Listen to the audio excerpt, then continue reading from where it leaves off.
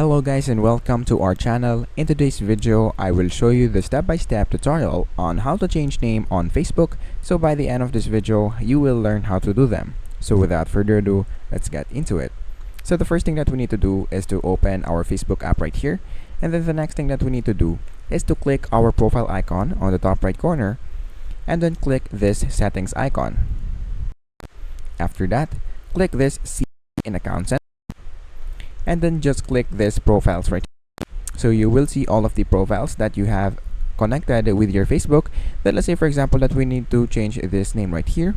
So all we have to do is to click this account and then click this name. After that, you will see your first name, middle name, and the last name. All we have to do to change it is to click this and then let's change something else. So let's say for example to change it like that and then click review change right here. After that, save changes, click this one,